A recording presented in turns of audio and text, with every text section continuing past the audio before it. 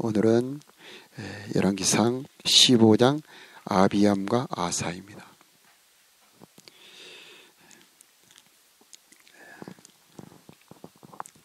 르호보암이 죽고 이제 아비암이 이스라엘의 왕이 되었습니다.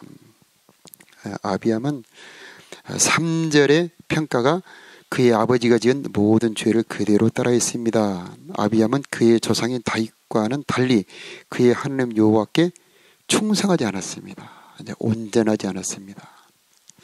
그래서 이 열왕기상 역사 성경의 기록 기준이 뭐냐? 사람을 평가하는 기준이 뭐냐? 여호와께 충성했느냐? 여호와께 온전했느냐? 온전하지 않았느냐? 이것을 기준으로 평가를 하고 있습니다. 비교를 하자면 14절에 아사는 평생도록 여호와께 충성했습니다. 개정개혁에는 온전했습니다. 그럼 온전하다는 것을 어떻게 설명을 할 수 있을까?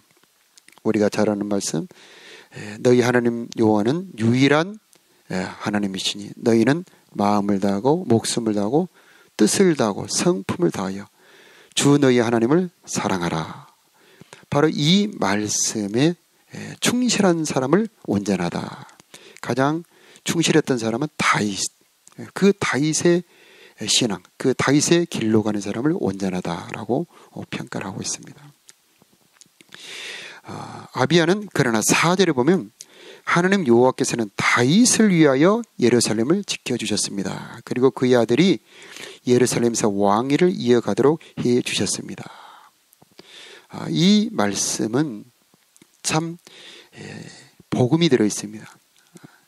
이 아비야는 행실로 보자면은 온전한 사람이 아닙니다. 행실로 보자면 왕감이 아닙니다. 그러나 그의 조상이었던 다윗이 온전했으므로, 그 다윗이 하나님 앞에 충성했으므로 그의 후손들에게 왕위가 계속되도록 하나님이 약속하신 것입니다.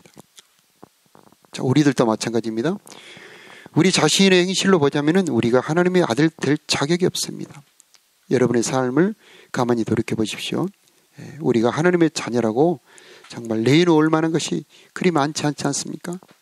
또 하나님의 자녀로서 도대체 이렇게 살아갈 수 있느냐라고 넘어지고 자빠질 때가 참 많지 않습니까?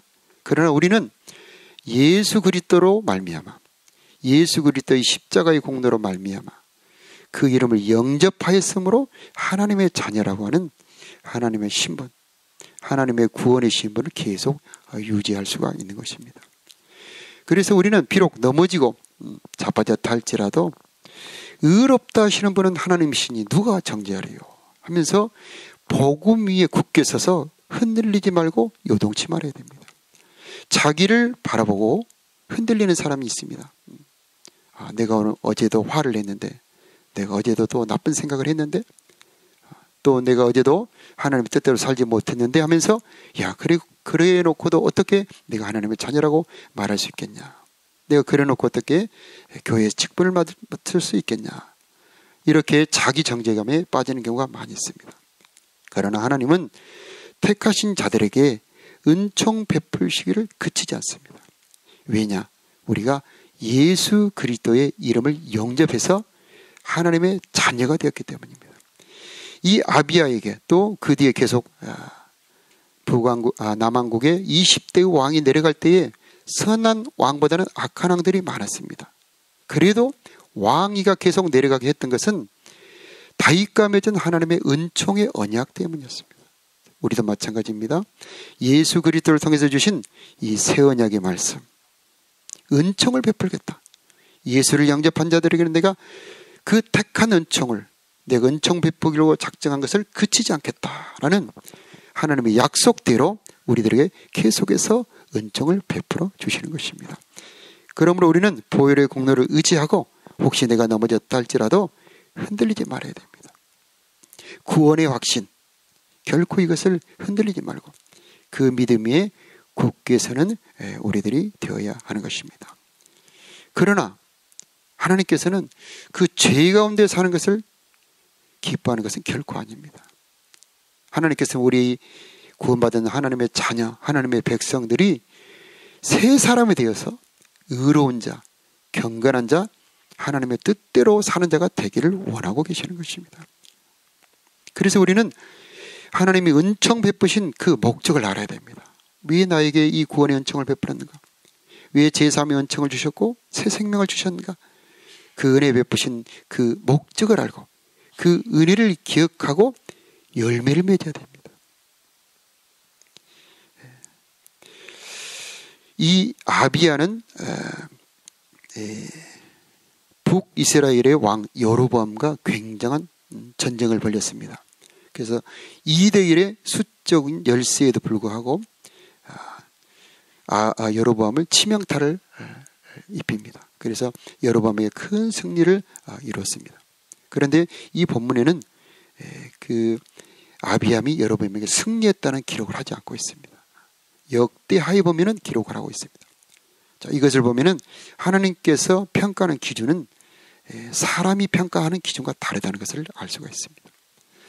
사람은 전쟁에서 이겼다 또는 어떤 업적이나 어느 성을 건축했다 이런 데에 주목을 하고 있습니다만은 하나님이 보는 기준은 하나님 앞에 그 신앙이 온전했느냐, 하나님 보시기에 그가 충성했느냐, 이것을 보고 있었던 것입니다. 자, 다음은 아사를 보겠습니다. 이 아비암은 3년밖에 통치하지 못했습니다. 짧았죠. 악한 왕으로서 보면은 악한 왕들은 대체로 수명이 짧습니다. 그런데 선한 왕들은 대체로 수명이 길어요. 꼭 그런 것은 아닙니다만은, 자, 어쨌든 아비암은 3년의 통치가 끝나고 그 뒤를 이어 아사가 왕이 됩니다. 이 아사는 41년을 통치합니다. 참 긴 시간이죠. 그의 할머니의 이름이 나오는데 아비살롬의 딸 마가라고 나오는데, 이 아비살롬은 우리가 잘 아는 압살롬입니다. 압살롬. 그래서 압살롬의 딸 마가다, 이렇게 표현하고 있습니다. 자, 11절에 아사에 대한 평가. 아사는 그의 조상 다윗처럼 여호와께서 보시기에 올바르게 살았습니다. 하나님 보시기에 어떻게 사느냐, 이것이 중요합니다. 자, 12절에 보면 그는 남자 창기들을 그 땅에서 쫓아버리고 그의 조상들이 만든 온갖 우상을 없애버렸습니다. 이 남창이라고 하는 것은 신전에 있는 남창들입니다. 그래서 그냥 지금 있는 동성애자와는 다른 개념입니다. 그래서 신전에 있는 남창들을 쫓아버렸는데, 르호보암 왕이, 할아버지죠, 르호보암 왕이 이 우상을 곳곳에 많이 세웠던 것입니다. 그런데 이 자기 조상들이 만들었던 우상을 없애버리고, 그리고 그 남자 창기들을 쫓아버리는 대개혁을 단행했습니다.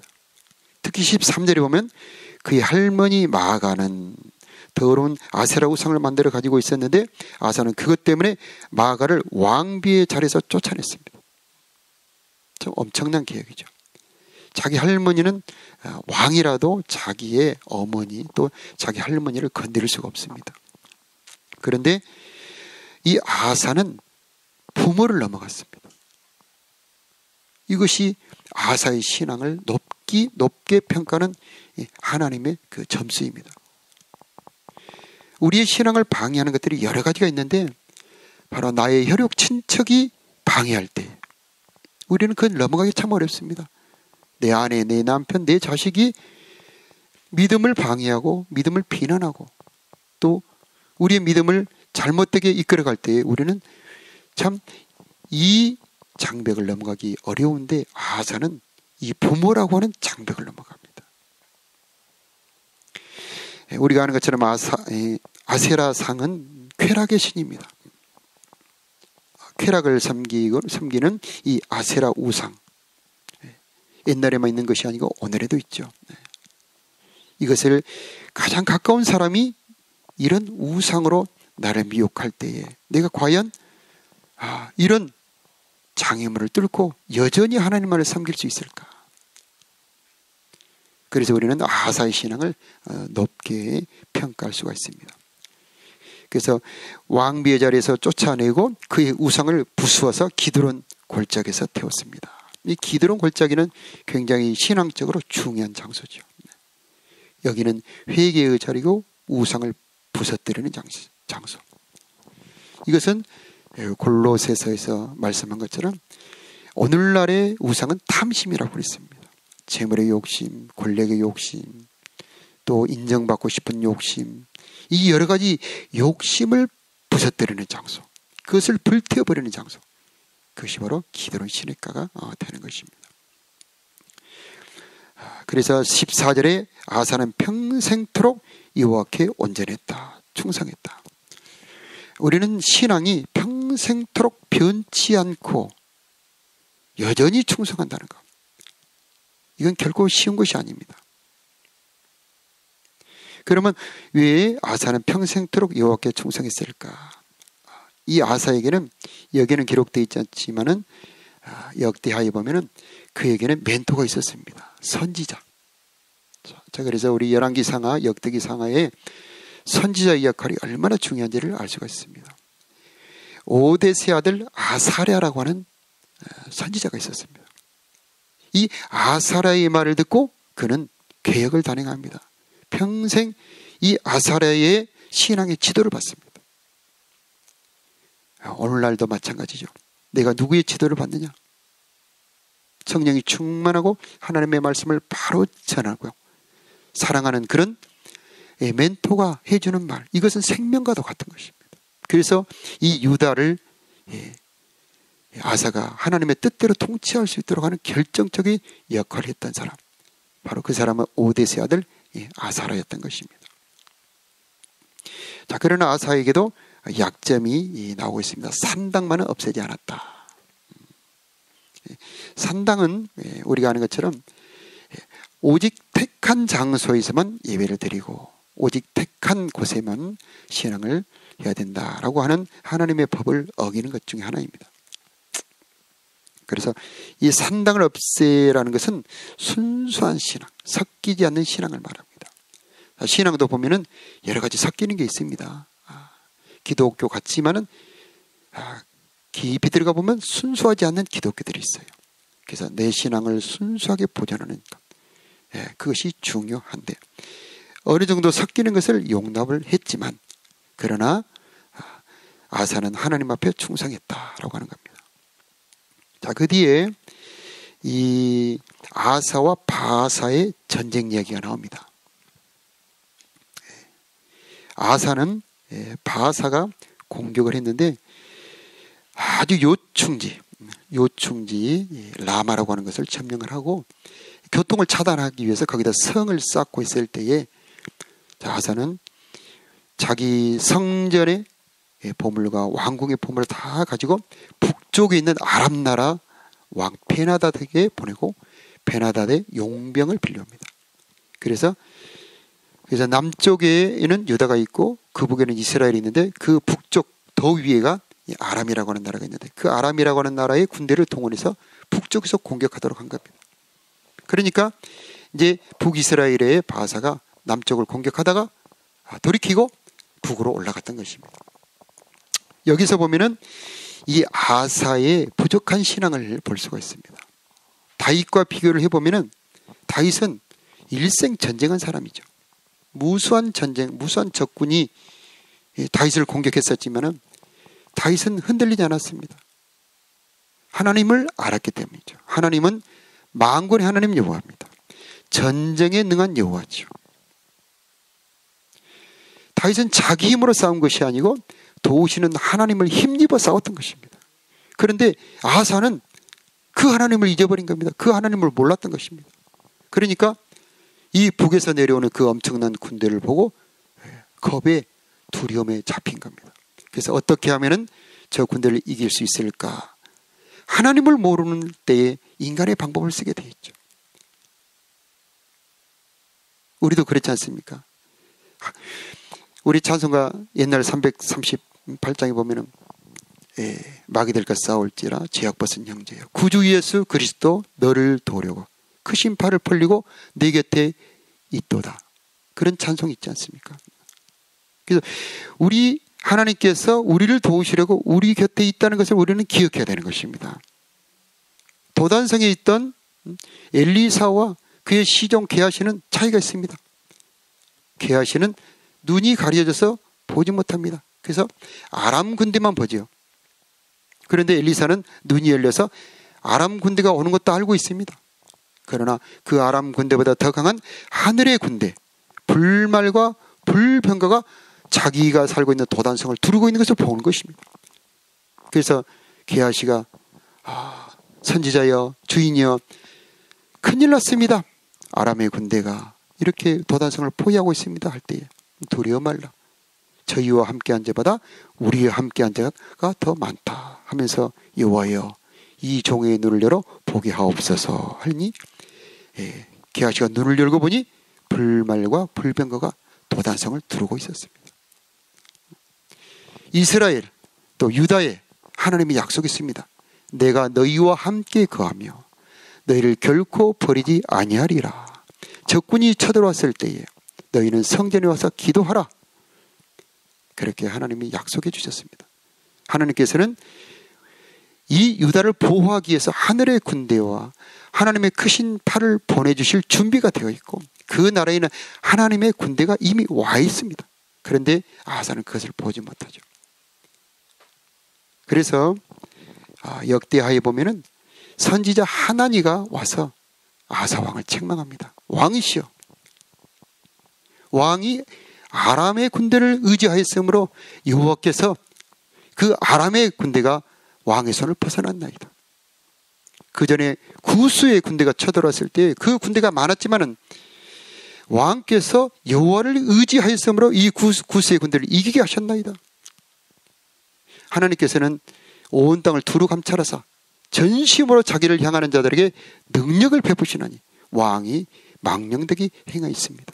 그러므로 이제는 왕에게 전쟁이 있을 것입니다 라고 아하사 왕을 책망합니다. 그런데 아하사 왕은 그 하나님 선지자를 감옥에 가둡니다. 도리어 그의 말을 듣지 않고 용병을 불러와서 과연 북이스라엘의 군대를 쫓아보내기는 했습니다마는 성경에서는 이 일을 좋게 평가하지 않고 있습니다. 내가 하나님을 의지하지 않고 내 육신의 힘을 의지하여 비록 성공했다 할지라도 하나님은 그렇게 기뻐하지 않습니다. 어려움이 오는 것은 하나님을 만날 기회입니다.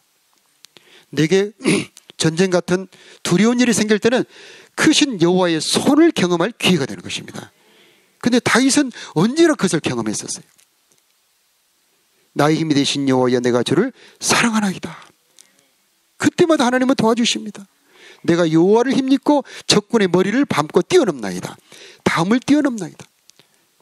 1000명이 내게 쓰러지고 10,000명이 엎드러지지만 나는 오히려 안전하리로다 하면서 흔들리지 않습니다. 다윗은 그 하나님을 누리며 살았습니다. 여호사밧도 그것을 누렸죠. 그런데 아하사의 약점은 바로 그겁니다.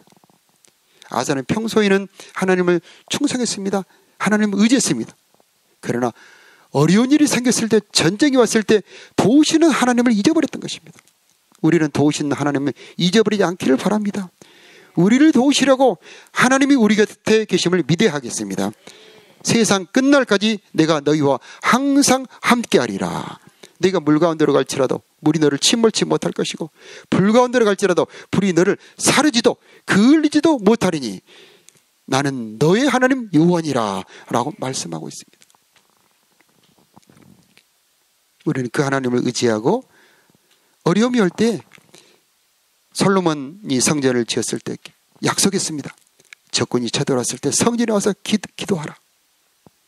그때 하나님은 도우시겠다. 너희를 버리지 않겠다. 약속해 주셨습니다. 자,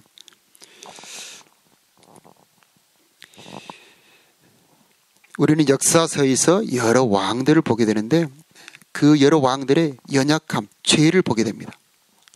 이것을 보면서 그때 사람들이 참 믿음이 없었구나, 참 잘못 살았구나 그렇게 보지 마시고 그 역대 왕들의 잘못과 죄를 보면서 혹시 내 속에도 이런 죄가 있지 않나, 혹시 내 속에도 이런 연약함이 있지 않나 하면서 자신을 살피는 기회로 삼아야 되는 것입니다. 우리도 얼마든지 조건만 되면은 이런 죄가 튀어나올 수 있는 연약함을 가지고 있는 옛사람이 우리 안에 들어있는 것입니다. 그러므로 말씀을 보면서 이 말씀의 빛에 나를 비춰보면서 내 속에 어떤 약점이 있는지, 어떤 죄가 있는지 발견하는 것이, 그것이 복입니다. 이것이 말씀을 살피는 자, 여호와의 율법을 즐거워하는 자의 복입니다. 그리고 우리 주 예수 그리스도는 우리의 연약함을 도우시는 분이십니다. 우리를 온전케 하시는 분이십니다. 우리를 도우시기 위해서 성령을 보내주셨습니다. 성령은 우리의 연약함을 도와주시는 분이십니다. 우리의 마음이 연약할 때 성령이 도와주시고, 우리가 육체가 연약해질 때도 성령이 도와주시고, 우리 영혼이 지쳐 쓰러졌을 때도 성령은 힘을 주시는 것입니다. 그러므로 우리는 하나님께서 다 준비해 놓으셨음을 믿으며 우리가 할 일은 믿는 일입니다. 예수님께서 십자가에서 마지막에 숨을 거두시기 직전에 다 이루었다. 다 이루었다. 우리를 위한 모든 것은 이미 준비되어 있다는 것을 알아야 됩니다. 우리의 연약함도 도울 준비가 되어 있고, 우리의 죄도 이미 담당할 준비가 되어 있고, 하늘의 천군 천사도 이미 다 준비가 되어 있습니다. 다만 부족한 것은 내 믿음. 그래서 내 믿음대로 될지어다. 이것은 하나님은 다 준비가 되어 있다는 겁니다. 하나님은 얼마든지 우리를 위해 역사하실 준비가 되어 있다는 것입니다. 내가 믿는 만큼 믿는 대로 역사하실 분이 바로 우리 하나님이십니다. 그러므로 이 새벽에 그 하나님을 의지하며 믿음으로 간구함으로 하나님이 예비하신 것들을 받아 누리는 이 새벽 되시기를 바랍니다. 다 같이 기도하겠습니다.